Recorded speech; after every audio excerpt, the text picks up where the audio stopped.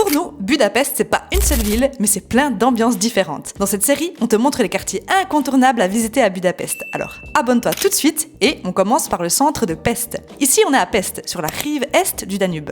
C'est le centre historique et institutionnel de la ville, là où se trouvent les monuments les plus connus. On y trouve le Parlement, qui est le siège du gouvernement hongrois et qui est l'un des plus grands parlements d'Europe. Il est placé juste au bord du Danube et honnêtement, c'est le bâtiment qui marque le plus quand tu arrives à Budapest. Et surtout, va le voir le soir, quand il est illuminé, c'est magique. Le pont des Chênes, c'est le plus ancien pont reliant Pest et Buda. Il est hyper symbolique et le traverser à pied permet d'avoir une super vue sur le Danube et les deux rives. Le mémorial des chaussures au bord du Danube, qui rappelle le sort des Juifs exécutés ici et forcés de laisser leurs chaussures avant d'être tués.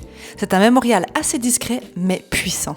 La basilique Saint-Étienne, l'église la plus importante de Hongrie. Elle est en plein centre-ville et elle est vraiment magnifique. Et si tu montes au sommet, tu as une vue panoramique sur tout Pest. Le quartier du shopping. Autour de la place Vörösmarty, tout se rejoint. Váci utca, la grande rue piétonne toujours animée, et Fashion Street, juste à côté, une rue avec des marques très internationales. C'est un coin très vivant, parfait pour se balader, faire du shopping et profiter de l'ambiance du centre-ville. L'avenue Andrássy, c'est une immense rue souvent comparée aux Champs-Élysées.